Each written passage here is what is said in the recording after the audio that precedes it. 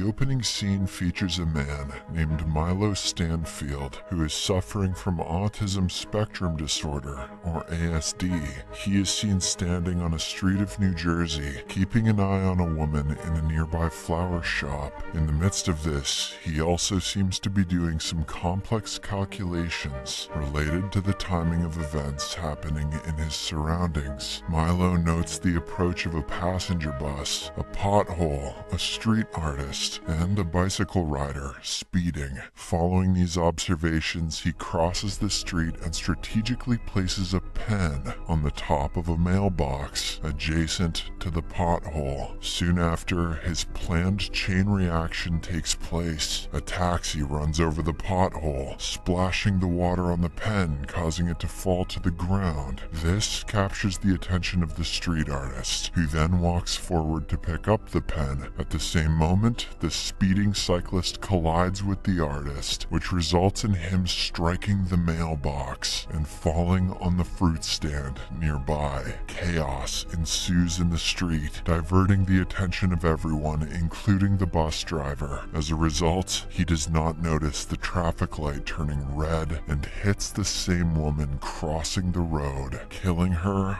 on the spot, and people say math isn't dangerous. Milo then walks away from the scene after confirming that his plan went smoothly. The scene then cuts to an FBI special agent, Olivia Dunham. She works for the Fringe Division of Homeland Security, specializing in paranormal phenomena. Olivia seems to be returning back to work after a long gap due to her head injury. As soon as she enters the Fringe headquarters, she is greeted by one of her fellow officers, Charlie, who is the supervisor of the team. In the meantime, the chief of the agency, Walternate Bishop, is talking to one of the lab assistants, Philip Broyles, regarding Olivia's return. Philip says that she is a doppelganger named Olivia and expresses concern if they can integrate an imposter in their team. Here, it is revealed that Olivia, who is inside the office, is not the real one. She is in fact an imposter who has been brought to fulfill the place of the original one. Walternate then reveals his motivation behind keeping Olivia in this universe and implanting the real Olivia's memories into her. He claims that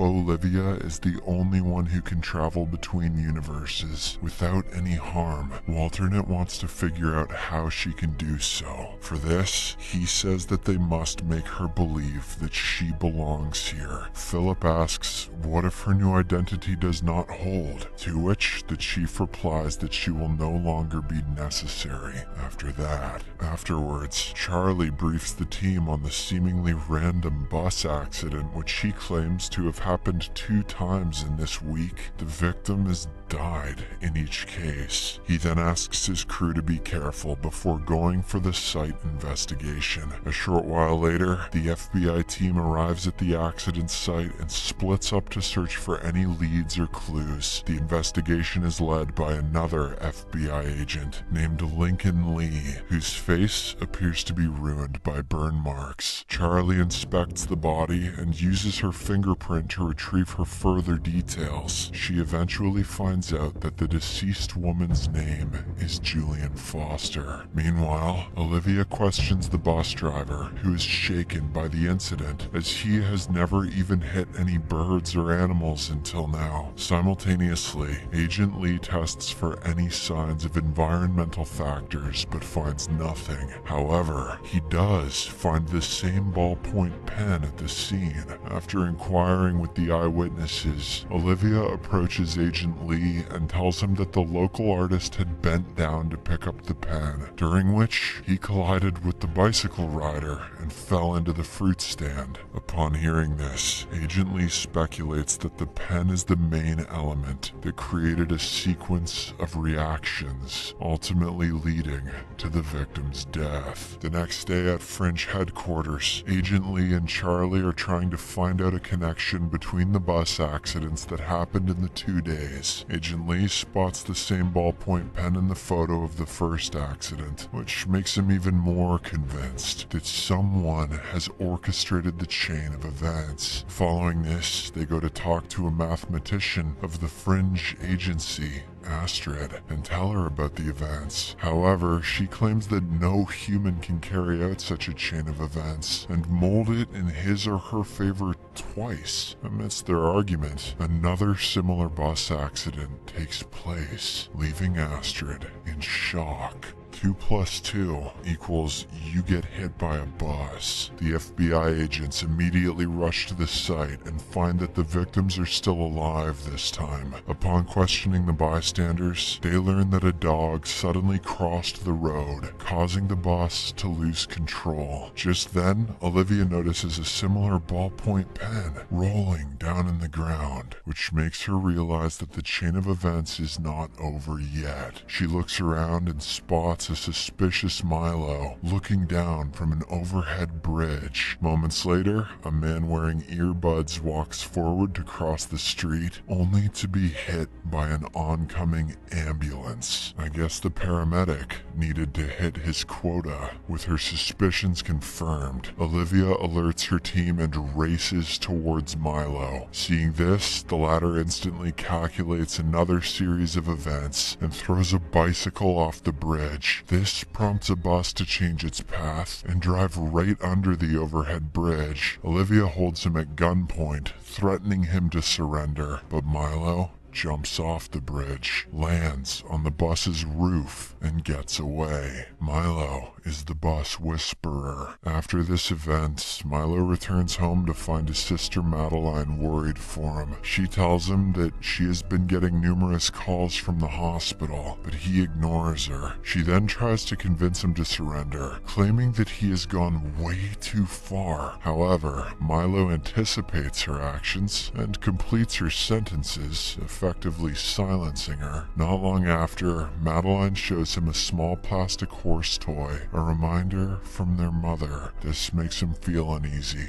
and he walks away, saying that it is irrelevant now. On the other hand, Agent Lee is taken to the hospital for his regular skin checkup. Before entering the burn chamber, he asks Olivia to focus on finding commonalities among the 3 victims. Heeding his instructions, Olivia returns back to headquarters and starts talking to the witnesses of the accidents. After a bit of inspection, she discovers ties between the 3 victims and a medical center. All 3 of them were directly or indirectly related to this center. She shares her discovery with Charlie, and the two immediately head to this very medical center. Upon arriving there, Olivia notices that one set of patients are using the same ballpoint pens, as they are unable to cope with digital devices. iPads make them eye-mad. Later, they meet Dr. Levin, a chief doctor who recognizes all 3 victims of the bus accidents. After briefing them on some details about the victims, Dr. Levin explains that they have been helping mentally challenged patients with experimental processes to boost their intelligence. He also shows them video footage of their patients, in which